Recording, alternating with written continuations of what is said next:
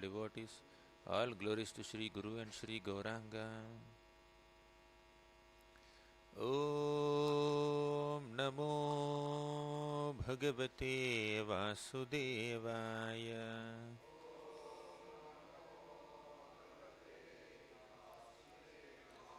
Om Namo Bhagavate Vasudevaya.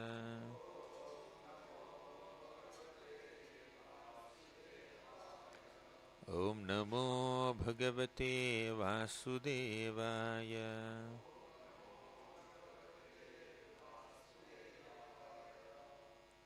Reading from Srimad Bhagavatam, Canto 4, Chapter 8, Text number 78. Adharam Mahadadinam Pradhana Purusheshwaram Brahmadharayamanasya Trayolokascha Kampire. Adharam Mahadadinam Pradhana Purusheshwaram Brahma Dharayamanasya Trayolokascha Kampire. Adharam Mahadadinam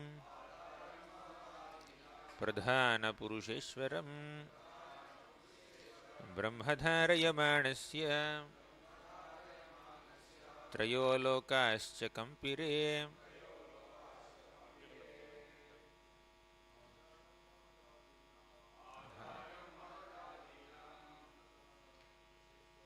Pradhana Purusheshwaram Brahmadharayamanasya Trayolokascha Kampire.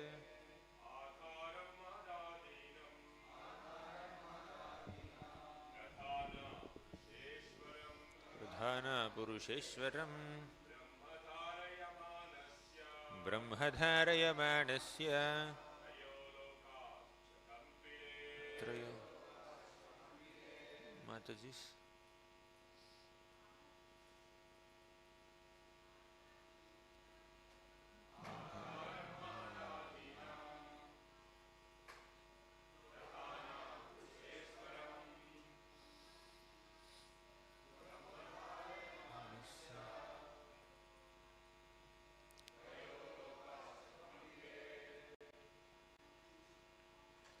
Adharam Mahadadinam Pradhana Purusheshwaram Brahmadharayamanasya Trayolokascha Kampire. Adharam, repose. Mahadadinam, of the material sum total known as the Mahatattva. Pradhana, the chief. Purusheshwaram, master of all living entities. Brahma, the supreme Brahman, the personality of Godhead. Dharayamanasya, having taken into the heart. Trayaha, the three planetary systems. Lokaha, all the planets. Chakampiri, began to tremble. Translation and purport by His Divine Grace A.C. Bhaktivedanta Swami Prabhupada. When Dhruva Maharaj thus captured the Supreme Personality of Godhead, who is the refuse of the total material creation, and who is the master of all living entities, the three worlds began to tremble. Purport. In this verse, the particular word Brahma is very significant. Brahman refers to one who not only is the greatest, but has the potential to expand to an unlimited extent. How was it possible for Dhruva Maharaj to capture Brahman within his heart? This question has been very nicely answered by Jiva Goswami. He says that the Supreme Personality of Godhead is the origin of Brahman, for since he comprises everything material and spiritual, there cannot be anything greater than he. In the Bhagavad Gita also the Supreme Godhead said, I am the resting place of Brahman. Many persons, especially the Mayavadi philosophers, consider Brahman the greatest, all expanding substance. But according to this verse and other Vedic literatures, such as Bhagavad Gita, the resting place of Brahman is the Supreme Personality of Godhead, just as the resting place of the sunshine is the sun globe. Srila Jiva Goswami therefore says that since the transcendental form of the Lord is the seed of all greatness, he is the Supreme Brahman. Since the Supreme Brahman was situated in the heart of Dhruva Maharaj, he became heavier than the heaviest, therefore everything trembled in all three worlds and in the spiritual world. The Mahat Tattva, or the sum total of material creation, is to be understood to be the ultimate end of all universes, including all the living entities therein. Brahman is the resort of the Mahat Tattva, which includes all material and spiritual entities. It is described in this connection that the Supreme Brahman, the personality of Godhead, is the master of both Pradhana and Purusha. Pradhana means subtle matter, such as ether. Purusha means the spiritual spark, living entities who are entangled in that subtle material existence. These may also be described as Paraprakriti and Aparaprakriti, as stated in Bhagavad Gita. Krishna, being the controller of both the Prakritis, is thus the master of Pradhana and Purusha. In the Vedic hymns, also the Supreme Brahman is described as Antaha Pravishtaha Shasta. This indicates that the Supreme Personality of Godhead is controlling everything and entering into everything. The Brahma Samhita further confirms this. Andantarastha Paramanu Chayantarastham. He has entered not only the universes but even the atom. In the Bhagavad Gita, Krishna also says, Vishtabhyahamadam Krishnam. The Supreme Personality of Godhead controls everything by entering into everything. By associating constantly with the Supreme Personality in his heart, Dhruva Maharaj naturally became equal to the greatest Brahman by his association, and thus became the heaviest, and the entire universe trembled. In conclusion, a person who always concentrates on the transcendental form of Krishna within his heart can very easily strike the whole world with wonder at his activities. This is the perfection of yoga performance, as confirmed in the Bhagavad Gita. Yogi namapi sarvesham. Of all yogis, the bhakti yogi who thinks of Krishna always within his heart and engages in his transcendental loving service is the topmost. Ordinary yogis who exhibit wonderful material activities known as Ashtasiddhi, 8 kinds of perfection, but a pure devotee of Lord can surpass these perfections by performing activities which can make the whole universe tremble.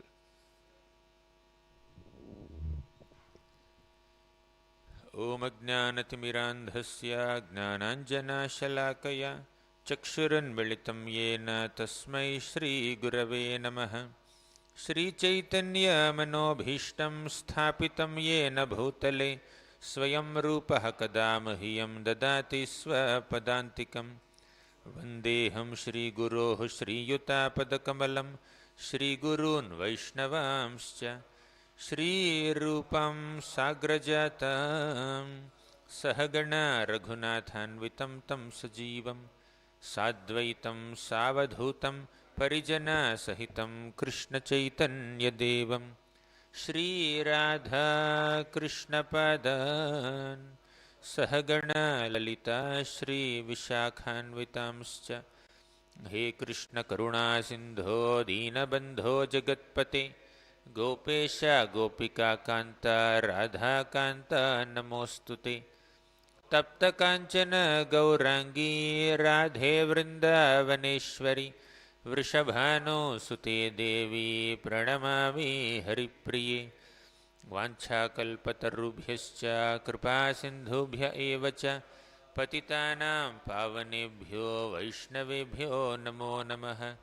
Jai Shri Krishna Chaitanya Prabho Nityananda Shri Advaita Gadadhara Shri Vasadi Gaura Bhakta Vrinda.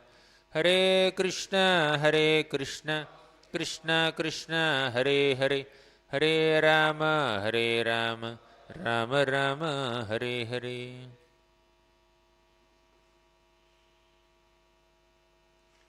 Hare Krishna.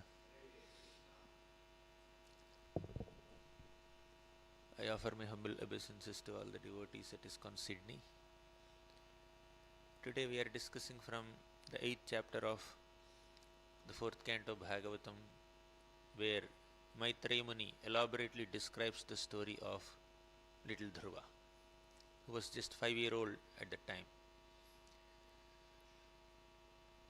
Dhruva was insulted by his stepmother Suruchi, and he became so disheartened, and he went to his mother Suniti. Mother Suniti told him, "My dear child, don't feel disappointed. Don't develop any revengeful attitude or hatred towards your stepmother. Don't desire harm for those who must have harmed you. Please understand that whatever inconveniences or difficulties or reversals we are facing in this world are only a result of your own past misdeeds. Knowing this very well, you should not hate anybody or desire harm for anyone. Whatever desire you may have, you can please worship the Supreme Lord, Vishnu. You want to sit on Father's throne, Father's lap, or you have any other desire, worship the Supreme Lord. Tvameva vatsashraya bhritya vatsalam mumukshubhirmrugya padabja paddhatim ananya bhave nija dharma bhavite manasyavasthapya bhajasva purusham. She said, Tvameva vatsashraya bhritya vatsalam. My dear Dhruva, please take ashraya, please take shelter of that Bhritya Vatsala Krishna. Krishna is Bhritya Vatsala, means he is very affectionate towards all his servants, devotees. Take his shelter. Mumukshubhirmrugya padabja paddhatim. Another point that she said was, those who are aspiring to attain liberation, mumukshubhir, mrugya padabja paddhatim, they follow this paddhati, they follow this process of taking shelter of his divine lotus feet. Ananya bhave nija dharma bhavite, while performing their regular responsibilities in this world, their dharma, without any distractions in the mind, they worship the Lord Ananya bhave. Ananya bhave nija dharma bhavite manasyavasthapya bhajasva purusham. Please establish the Supreme Lord in your heart and bhajasva, worship him. She instructed the Lord, instructed her son in this way. Such an exemplary mother. First, she tried to remove any traces of negativity that might overwhelm the child and tried to direct the child to the lotus feet of the Supreme Lord. So this is what parents should do. Remove all negativity or not allow the child to be exposed to negativity, but intelligently, diligently divert them to the lotus feet of Krishna. That's what Mother Suniti did. Although Uttanapad failed in his duty as a father to even show some affection towards Dhruva, Mother Suniti was exemplary in her character, and she directed Dhruva to the lotus feet of Krishna. And Dhruva became very inspired. The first few suggestions that Mother Suniti gave him, he could not accommodate. Why mother is saying, I should not desire harm for my stepmother? She has troubled me so much. So he could not accommodate that thought. He maintained a revengeful attitude towards his stepmother. He was very envious of his stepbrother. Not just that, he also became so ambitious to attain a position superior to his great-grandfather Brahma also. I was not allowed to sit on my father's throne. Now, let me show my prowess. I will sit in a position which is superior to my great-grandfather Brahma also. That position, even my father never sat. I will sit there. He became materially ambitious. He was internally revengeful and envious. With these desires, he left the palace. He went into the forest to worship the Supreme Lord, to perform some austerities to please him and fulfill his desires. In the forest, a great sage, Narada Muni, saw Dhruva. He said, Narada Muni was aware what has happened to Dhruva, under what circumstances Dhruva entered the forest. All that Narada Muni was aware. How was he aware? It is the Supreme Lord Vishnu who revealed all these incidents to Narada Muni from within his heart and inspired Narada Muni to go and guide Dhruva, who is attempting to worship the Lord in the forest. When we are sincere enough and determined enough to worship the Lord will arrange for all guidance and inspiration and support for our performance of devotional service. Prachetas wanted to worship Lord Vasudeva in the forest. Their father Prachinabhar, he instructed the Prachetas, you go and worship the Lord in the forest, perform some austerities. Then Prachetas went. But Lord Shiva was inspired to voluntarily appear in front of Prachetas and teach them a great prayer called Rudra Gita. So the Lord arranged for guidance. The pure devotees guide those who are trying to worship the Supreme Lord. Similarly, Dhruva Maharaj wanted to worship the Lord with whatever desire he may have. He wanted to worship the Lord. But the Lord arranged for some guidance for Dhruva.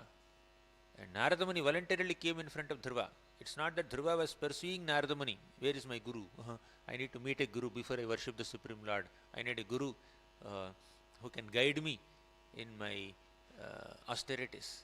He was not searching for Guru, but he was sincerely desiring to serve the Lord or worship the Lord, but with a material motivation. But his determination was very strong. He wanted to please Lord Vishnu and get some material boons. But his determination to please Lord Vishnu is very pakka, very strong. The Lord understood this determination of Dhruva, and he arranged for the guidance of Narada Muni. By the mercy of the Lord, we get a Guru. And by the mercy of Guru, we get the Lord. That's the equation. So by Krishna's mercy, we get access to a Vaishnava Guru. And by that Guru's grace, we attain the grace of Krishna. Yasya prasadat bhagavat prasado. The Lord is there within the hearts of all the living beings. As super soul, sarvasya chaham hridi sannivishto mattaha smritir jnanam apohanam cha. As super soul within the hearts of all living beings, the Lord guides them. Dadami buddhi yogam tam yanamam upayantite. He gives us the necessary intelligence by which we can attain Him. He sees what is our motive, what are we trying to do. The divine intervention in the life of a devotee should make the devotee very grateful and dedicated to the Lord.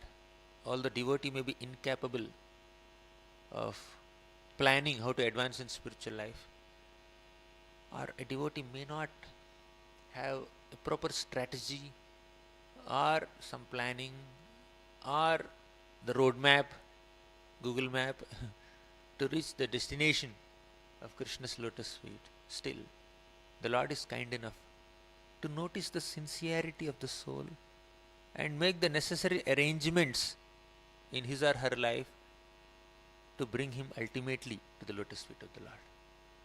How many of you have the experience of receiving some grace of Krishna and getting some opportunity to perform some devotional service without you consciously desiring it or planning for it? It's not our contribution, it's not our expertise to come closer to Krishna. It is by Krishna's grace. So the Lord sees some little spark. Oh, maybe this soul is a bona fide candidate to come closer to me. Actually, the Lord's ultimate desire is that every single living being should come to my lotus feet. Take my shelter. Come back to Godhead. For that, I will personally descend on this material planet in different avatars and try to reclaim all the conditioned souls. That's the Lord's ultimate desire. All of us should be with Him. He's actually missing us. But there are so many people in this world who are not interested to come back to the Lord, to take the shelter of the Lord. Among such conditioned souls, materialistic people, there may be few people, a handful of people, who may show some little interest and inclination to worship the Lord and come closer to the Lord. Lord will not leave such a person. He will immediately catch those people. He will arrange for all guidance. Okay, my dear Nardamani, go and guide Dhruva. The Lord wouldn't miss a chance. That's what you do in preaching also, right? There may be thousands and millions of people in the city or in the country. Your desire is that let everyone chant Hare Krishna. Let everyone become devotees.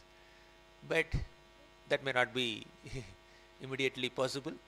So you try to preach, distribute books, perform Rath Yatras, organize festivals or preaching programs, or what is that called?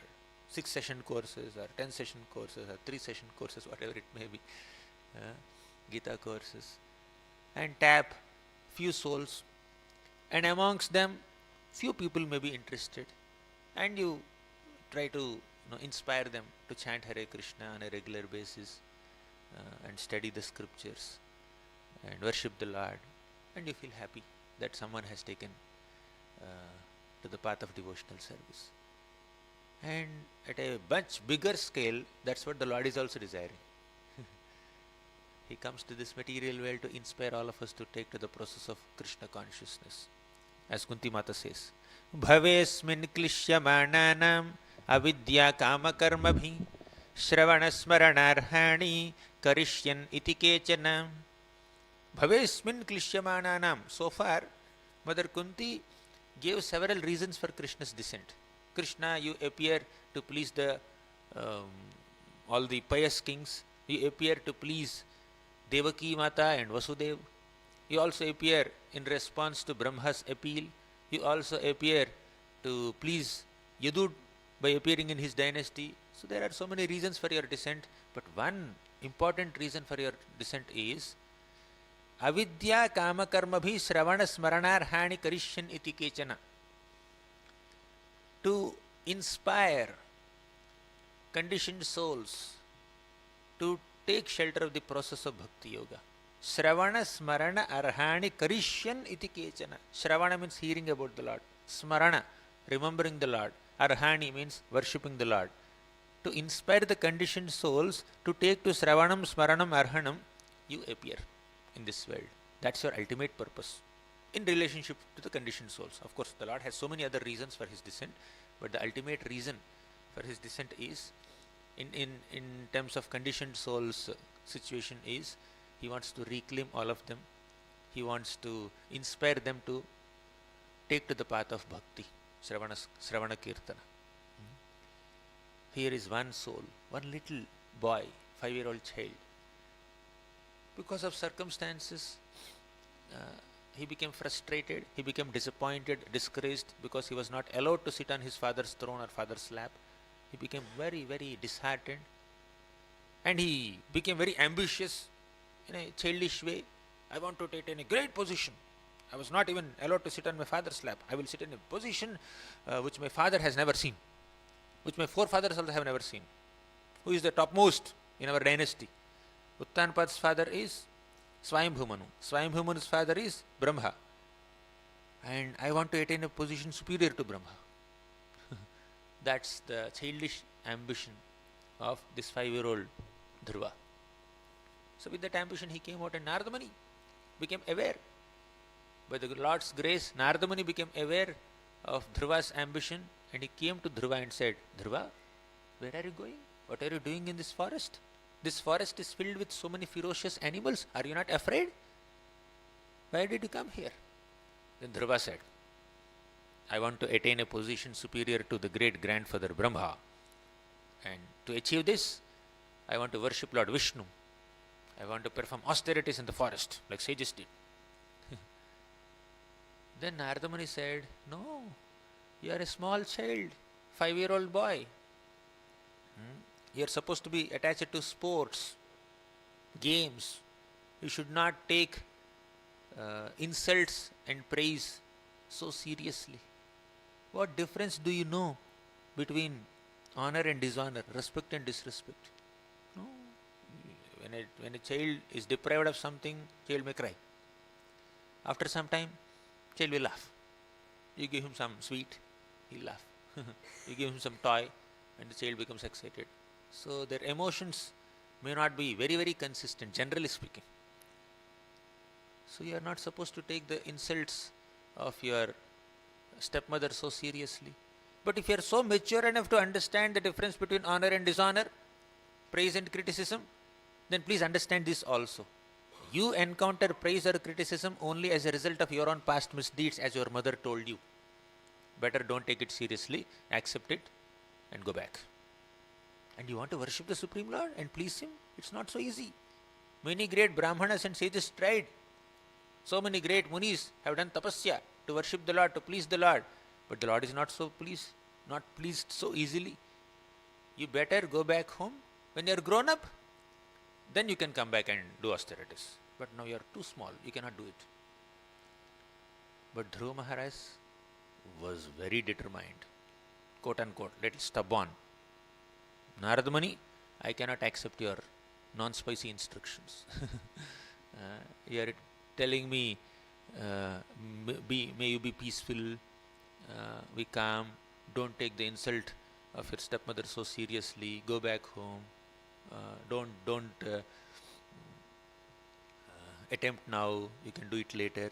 All these kinds of teachings may be more suitable to Brahmanas, but I am a Kshatriya with my blood boiling because of the insult of my stepmother. I can neither forgive her nor give up my ambition to attain a great position superior to my grandfather Brahma also. I cannot give up my desire or ambition. This is Kshatriya spirit. Despite all kinds of reversals and obstacles, they want to get it. They are so determined. That's one aspect. Second, they cannot tolerate any insult. They cannot ignore it. So Narada Muni thought, this boy is so determined. Although he is just a 5-year-old child, his determination and his Kshatriya spirit is like too intense. So I must guide him. I must utilize this spark of determination and guide him to the lotus feet of the Lord. Actually, a guru tests a disciple before accepting him as a disciple. How determined is the guru? Is the disciple? How serious enough is this disciple to perform bhakti? Is he casual or is he serious enough? Maybe he will accept me as guru. After some time he may get distracted and deviated. They may pursue their sense pleasures, continue to pursue their material life. Or are they serious enough? Can they give a lifelong commitment? So like that, a guru also tests a disciple before accepting a disciple. Narada Muni also tested the determination. If I scare this boy, if I say that what he is trying to do is very difficult, will he go back or will he show the same amount of determination? But Dhruva passed the test of Narada Muni. Then Narada Muni taught Dhruva the process of pleasing the Lord.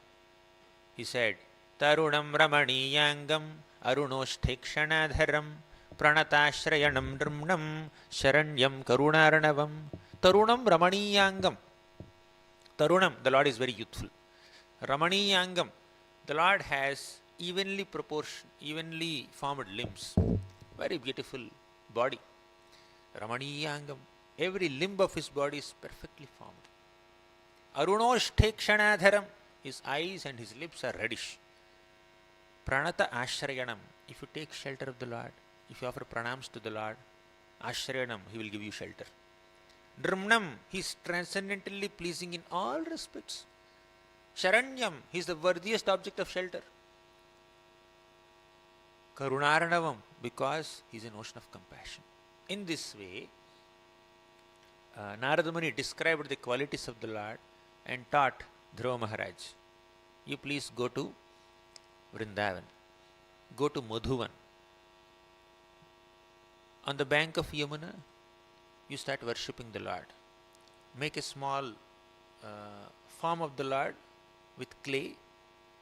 He did not ask him to carve a marble deity or brass deity. You just make a small form of the Lord with clay and start worshipping the Lord with the locally available flowers and fruits and leaves and twigs. Especially tulasi is very much available in Vrindavan. You pluck tulasi and offer it to the Lord. Tulasya priyaya prabhum. And you should also chant the name of the Lord. Om Namo Bhagavate Vasudevaya. You chant this name, chant this mantra. Om Namo Bhagavate Vasudevaya. And you also meditate on the Leelas of the Lord. In this way, by regularly worshipping the Lord and chanting His names and meditating on His form, you will be able to please the Lord, and the Lord will appear in front of you and offer you the benedictions that you desire. Dhruva Maharaj became very pleased. It's a long conversation. I made it short. Dhruva Maharaj became very happy, excited. Now he got the process of attaining his goal, material ambition, to take revenge on his stepmother and also attain a position superior to his father, grandfather and great-grandfather also. So with this intention, he started worshipping the Lord. He was so determined, performing intense austerities. Bhagavatam also describes how he performed austerities. For the first 1 month, he would only eat some dry leaves and all that. Every month he is increasing the intensity of his austerities. Then in the 5th month, he had controlled his breathing so perfectly that he was able to stand on one leg, just like a pillar, column, without any motion, and concentrate his mind fully on the Lord. So this is the background of the shloka that we have just read, and beautiful purport that Prabhupada has written. Now we will discuss something on this shloka. So this is the background of this shloka, which he must have been discussing in the last 1 month or so, 2 months. Adharam mahadadinam. As Dhruva was meditating on the Lord, within his heart, he could capture the form of the Lord. What is the glory of the Lord? He is the Adharam mahadadinam. Mahat means Mahattattva, the sum total of all material ingredients. Mahattattva. That is the form of the universe before it became fully developed universe the way you see it now. Mahattattva. It's like, you see, a seed has all the ingredients for the manifestation of a huge tree. But initially it is in the form of a seed. Eventually the seed will sprout, will become a small sapling, small plant, a little grown up plant, and becomes a huge tree with flowers and fruits and leaves and branches and twigs. All these elements of the tree are present in that little seed. Okay. But initially it is like a seed before it becomes a huge tree. Similarly, Mahattattva is like that seed form of the universe before it completely blossoms into a full universe with 14 planetary systems. Right? Adharam Mahadadinam. And the Supreme Lord Mahavishnu is the Adhara, is the basis, is the foundation of that Mahattattva. Adharam Mahadadinam. Then Pradhana Purusheshwaram, very important point. Pradhana and Purusheshwara. Pradhana is the preliminary stage of Mahattattva. Mahattattva is little more evolved stage of Pradhana. Initially, the universe comes out of Mahavishnu's body in the form of Pradhana, and by the influence of time, that slightly evolves into Mahattattva. You can call Pradhana seed. It becomes little more developed in the form of Mahattattva. There also it's like more or less like seed only. It's not fully evolved. Modes are fully not yet functional. Then it becomes Ahankara, and then it gives rise to all elements, and all the elements will form the universe. You must have studied all this in the 2nd canto and 3rd canto of Bhagavatam. I will not elaborate on it more. But here the point is Pradhana Purusheshwaram. Pradhana is the preliminary stage of Mahattattva. Pradhana Purusheshwaram. Purusha literally means a male. Okay. And what is this word Purusha referring to in this current context? Prabhupada explains in the purport. This Purusha refers to the living entity, the Jiva. The Jivas are spiritual in nature, and Pradhana or Mahatattva, that's material in nature. So, in the beginning of the creation, only Mahavishnu was lying on the causal ocean. At that time, the Jiva was inactive, the material nature is also inactive. The Lord glances on them and thus He makes them active. The Lord is the Ishvara, the supreme controller, the master of both Pradhana and Purusha. Pradhana is the material nature. Then Purusha is the Jiva. All the Jivas are merged within his body. This universe in the form of Pradhana, material energy, is also within his body. The Lord is the master of both. In short, the Lord is the master of both spiritual energy and material energy. Purusha is spiritual in nature and Pradhana is material in nature. The Lord is the Ishvara of both. Pradhana Purusheshwaram.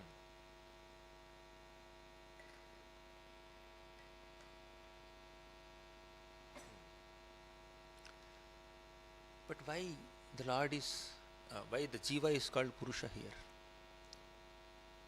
Prabhupada writes in the purport also. The Jiva is also called Prakriti. Where is it mentioned? In the 7th chapter of Bhagavad Gita. Bhumirapo nalo vayuhu khammano buddhirevacha ahankara itiyam me bhinna prakritirashthada. Bhumi means earth, water, fire, air, ether, mind, intelligence, ego. These are the 8 elements which are the ingredients of this entire universe. All the bodies in this universe are formed by the combination of these 8 elements. 3 subtle elements, man, buddhi, ahankar, and 5 gross elements, earth, water, fire, air, ether. See, our body, visible body, is a combination of earth, water, fire, air, ether. Inside that, there is a subtle body, mind, intelligence, and ego. All these are bhinna prakriti rashtada, they are material energy of the Lord. Then, the Lord also says in the next shloka, apareyamitastvanyam prakritim vidhi me param jiva bhutam mahabaho yayedam dharyate jagat. Apareyamitastvanyam, beyond this material prakriti that has these 8 elements, there is a spiritual prakriti called the Jiva. Now, Jiva is also described as prakriti. Matter is also described as prakriti in 7.4 and 5. 7th chapter of Bhagavad Gita, 4th and 5th shlokas. Prabhupada quotes it slightly in this purport. If Jiva is Prakriti, why this shloka is calling the Jiva as Purusha? Pradhana Purusheshwaram. Because the Jiva, although constitutionally Prakriti, has the mentality of being a Purusha. Prakriti is the enjoyed, Purusha is the enjoyer. Prakriti is the predominated, and Purusha is the predominator. So, Purusha is masculine, Prakriti is feminine. The Jiva is supposed to be feminine. But the Jiva develops a masculine mentality. The Jiva considers oneself as Purusha. I am the master, I am the controller, I am the enjoyer, I am the proprietor, I am the doer. So this kind of mentality is called Purusha mentality. Acknowledging that Purusha mentality of Jiva, who is actually Prakriti, the scriptures address the Jiva as Purusha. Got it? Pradhana Purusheshwaram.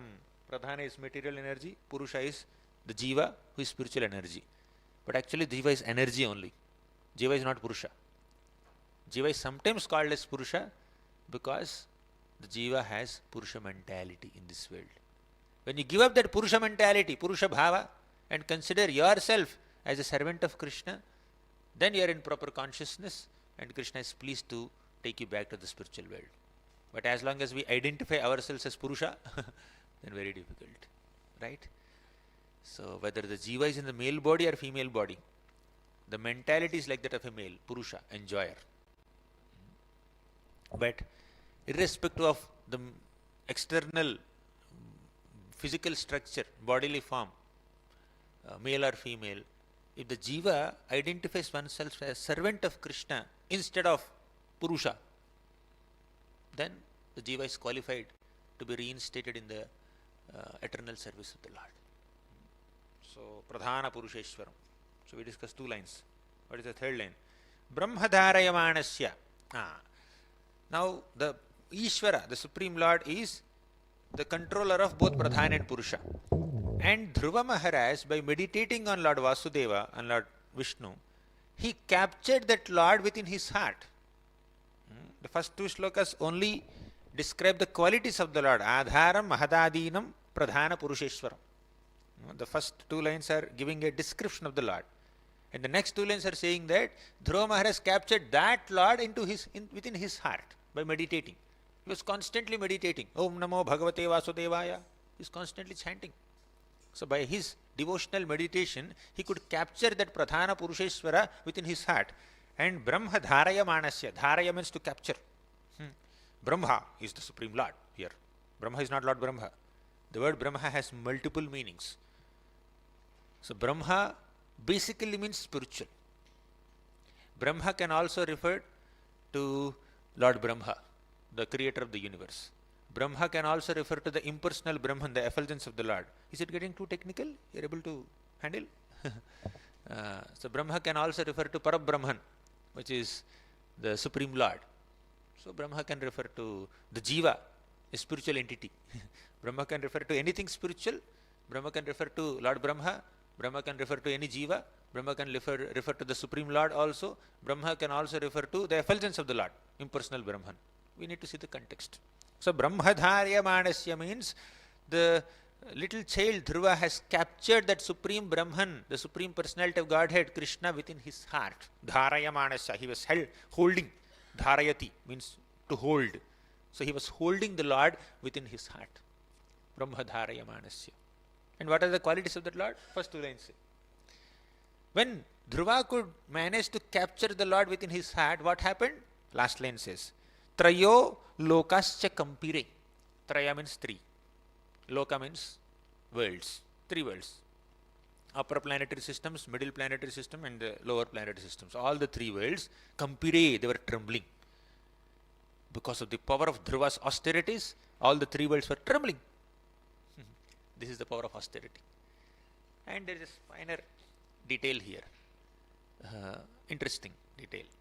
Because Dhruva captured the Lord within his heart and kind of arrested him in the heart, he became as heavy as the Lord. And with that heaviness within his heart, he was standing on one leg, actually one toe, worshipping the Lord and offering obeisances to the Lord and chanting Om Namo Bhagavate Vasudevaya. And because he assumed the weight of the Supreme Brahman, Parabrahman, who is there within his heart, he kind of pushed down the earth. He created some pressure on the planet, earth. And that kind of suffocated the Devatas. Trayo lokascha kampire. All the 3 planetary systems are trembling. So this is very amazing. Whenever somebody does austerities, there is some disturbance created in the universe. We know Hiranyakashipu. When he was doing austerities, he was also standing on his toes. So Dhruva was standing on one leg. Hiranyakashipu was standing on 2 legs. So he was standing on his toes and he raised his hands like this. Okay, standing on the toes. He was looking upward and chanting the names of Brahma and meditating on Brahma. And because of that, so much of heat generated from his body. And that heat started burning all the planets. And all the devatas became very perturbed, and then they went to Brahma. Oh, Brahma, please, he's doing some austerities and we are getting suffocated, please do something. Similarly, Dhruva is doing austerities and all the devatas are getting affected, they were trembling, and they went to Lord Vishnu and said, please do something. But there is a difference between Dhruva's austerity and Hiranyakashipu's austerity. Hiranyakashipu was worshipping Brahma and Dhruva was worshipping Vishnu.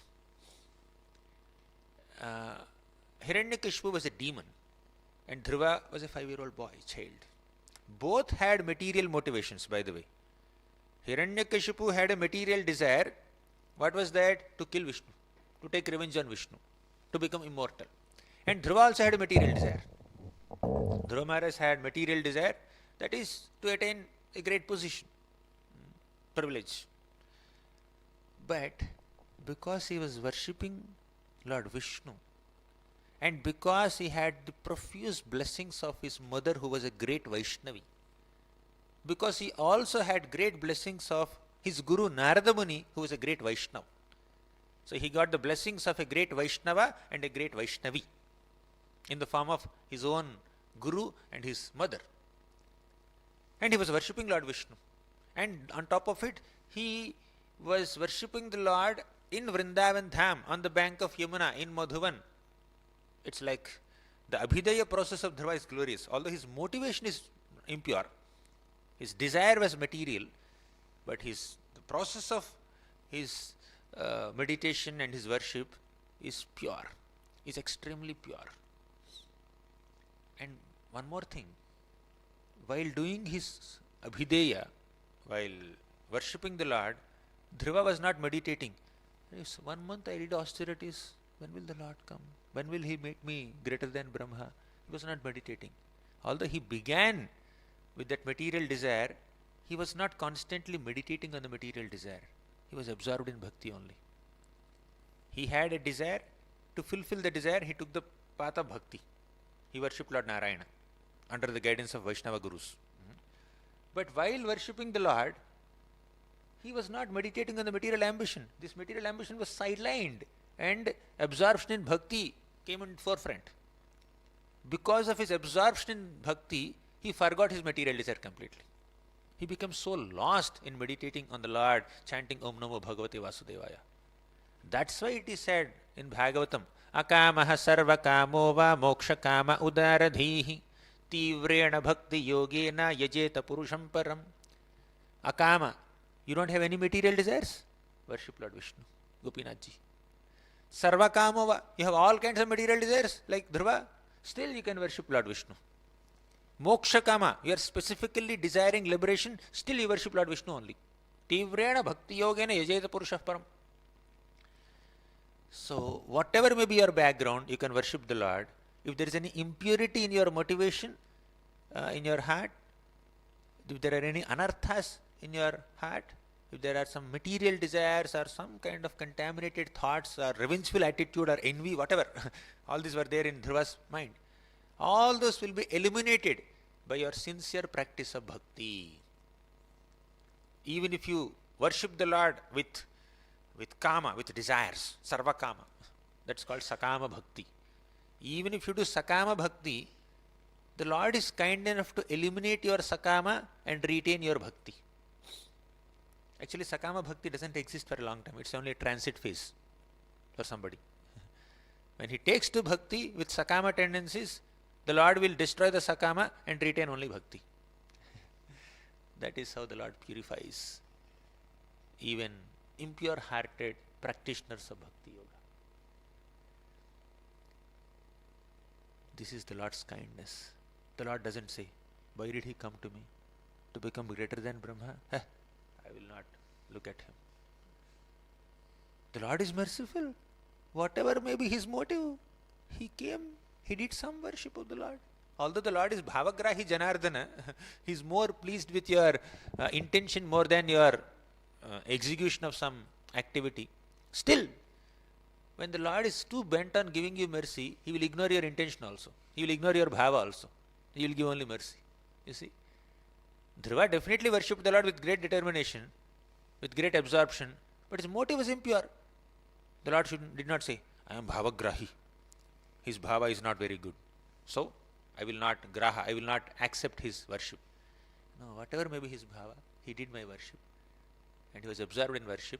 So let me purify his motivations. Let me make him pure. So that's what the Lord does. Putana came with a malicious intention to kill little infant baby Krishna. Putana loka balaghni rakshasi rudhirashana jighamsayapi haraye stanam datvapa sadgatim. Putana loka balaghni. Putana is a rakshasi who has a very unique characteristic. What is the uniqueness of Putana? She specifically targets infant babies and takes pleasure in sucking their blood. That is her speciality. Putana Lokabalaghini Rakshasi Rudhirashana. Very, very thirsty for the blood of infant babies who are hardly 10 days old. Jighamsayapi haraye. Although she came with a jighamsaya, means very, very impure, contaminated motivation. Haraye stanam dattva. By giving her stanam, by giving her milk to Hari, Sadgatim, she attained a supreme destination. She is externally acting like a mother, a beautiful motherly lady, very trustworthy motherly lady, and acting like a mother. Attire was like that of a mother, actions were like that of a mother, but attitude was not like that of a mother. And what did Krishna do? He ignored the attitude, accepted the attire and actions, and made her a mother. Yes, the Lord is Bhavagrahi, undoubtedly. But sometimes, or many times, the Lord considers something positive in us. Even the Bhava is impure, he did a pure activity. Directly or indirectly, this devotee has done something in connection with my seva. Therefore, let me show some mercy upon this devotee. Whether it is Putana or Dhruva or anyone else. The Lord will purify our motivations. The Lord will purify our intentions. These are hope-giving, very, very hope-giving episodes of Bhagavatam. He is the worthiest shelter. No one else can give us shelter as much as the Lord can give.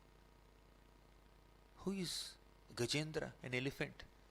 When he was caught by the jaws of a crocodile, what was Gajendra doing? He was struggling to release himself from the jaws of the crocodile for 1000 years. For 1000 years he did not take shelter of the Lord. Finally, by the Lord's grace only, Gajendra could remember some prayer that he has learnt in his past life, and he offered that prayer. In that prayer, he did not specifically address Lord Krishna, come and protect me. Lord Hari, please come and protect me. Oh Narasimhadev, protect me. Rama, Krishna, Varaha, Vamana, Trivikrama, Madhusudana, Govinda. He did not take any name. He just thought that there must be somebody, some person who has the ability to protect me in this entire cosmic manifestation. None of my elephant friends are able to protect me. There must be somebody, the Lord of all lords, the God of all gods, who has the ability, who has the intention, who has the capacity to save me. Whoever that may be, to whomsoever it may concern, I am offering this prayer. I don't know that person's name. Who is that person? Rama, Krishna, Varaha, Vamana, Matsya, Kurma? I don't know who is that person. Whoever that person may be, who has all these qualities, who has all these attributes, please come and protect me.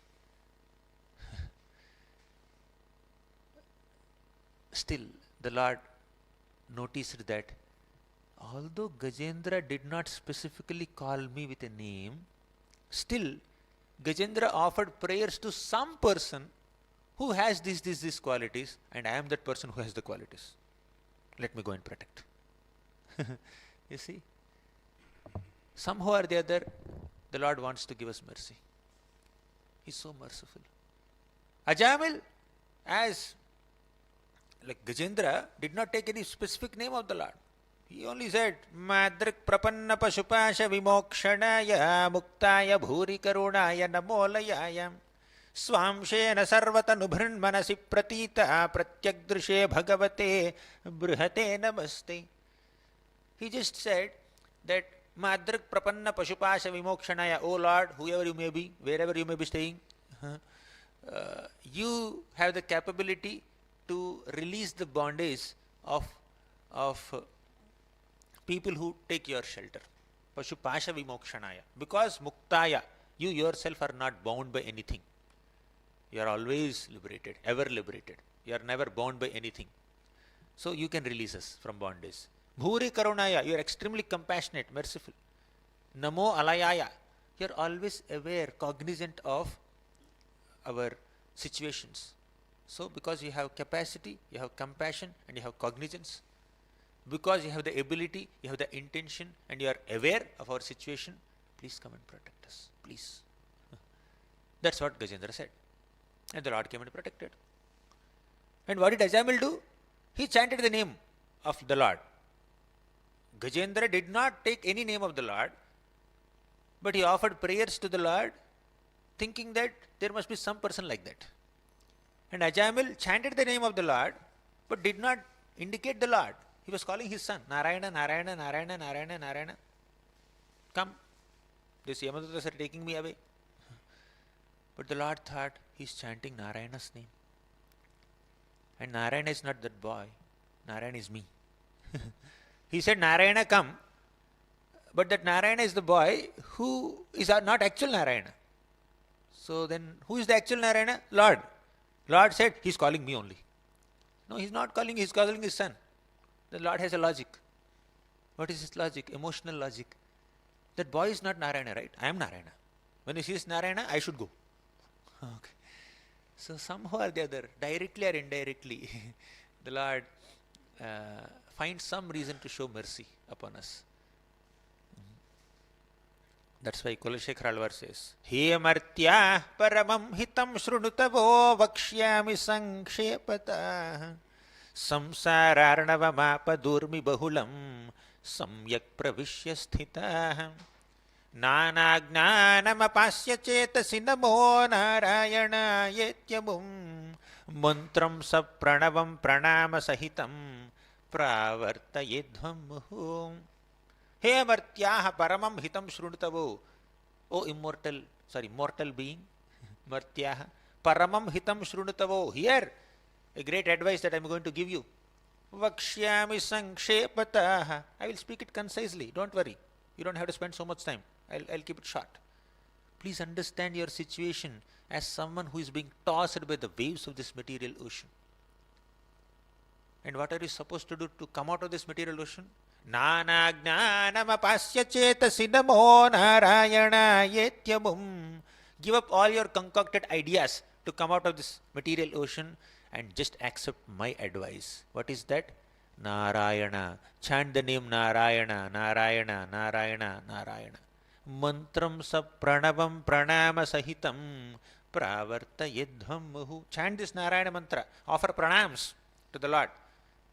And do it constantly, regularly. Only by doing so, you will come out of this material ocean. And that's what Ajamil did. Not consciously, not intentionally, not with so much of zeal. Indirectly he did something. Ajamil chanted the name Narayana not to indicate the Lord but to indicate his son. Gajendra praised the qualities of the Lord Narayana, the Supreme Lord, not knowing who he is. He was thinking, there must be somebody who has all these qualities, let him come and protect me, whoever that may be.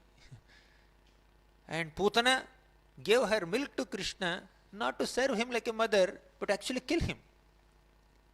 But still there is some service done like a mother. The Lord gave him motherly position. And Dhruva chanted Om Namo Bhagavate Vasudevaya not out of love for him, just to fulfill his own material ambition to attain a position superior to his great-grandfather Brahma also. To take revenge on his stepmother with envious intention, with a deep envy towards his stepbrother. So with these material motives he was worshipping the Lord. But still, the Lord is kind enough to purify all those material tendencies and reinstate them in a very exalted spiritual position. The Lord has given a second chance to Ajamil to worship the Lord at Haridwar. And the Lord has liberated Gajendra and gave him a four-handed form, Sarupya Mukti. And the Lord has given the position of a motherly nurse to Putana. The Lord has invited Dhruva to his own Vaikuntha planet and named it as Dhruvaloka. So this is the kindness of the Lord. Kamva dayalum sharanam vrajema. Who else can be more merciful than Lord Krishna? And whose other shelter will you take apart from Krishna's shelter? So let us rejuvenate our faith in the process of bhakti by going through all these wonderful episodes of Srimad Bhagavatam. The Lord is unlimitedly compassionate. No one can be more merciful than the Lord. Let us take shelter of the Lord. There are so many allurements in this material world, so many distractions. externally, and internally there are so many anarthas, so many distractions, temptations, lust, envy, pride, greed, very difficult to overcome. All these internal distractions and external distractions of Maya, very difficult. Oftentimes we fall down to become victims of Maya. We become allured by Maya. We become tempted by Maya's glare oftentimes. But to the degree we intend to take shelter of the Lord and attempt sincerely to purify our anarthas and take shelter of the Lord will help us. On our own we cannot overcome our anarthas. On our own we cannot overcome Maya's temptations. Only by taking shelter of the Lord, sincerely offering prayers to the Lord, we will be able to overcome all these material desires and anarthas and Maya's temptations. Daivi hiesha gunamayi mama maya duratyaya mame vaye prapadyante mayam etam tarantite. Gunamayi, Maya is filled with three modes. Duratyaya, very difficult to surpass Maya, very difficult to cross over Maya. But mamevaye prapadyante, by taking shelter of Lord Krishna, mayametam tarantite, we can get out of Maya. So let us pray for each other, support each other, help each other in taking shelter of Krishna and overcoming Maya, and be reinstated in our original position, glory, as servants of Krishna, as servants of Krishna. Thank you very much. Granthara Srimad Bhagavatam ki jai, Srila Prabhupada ki jai.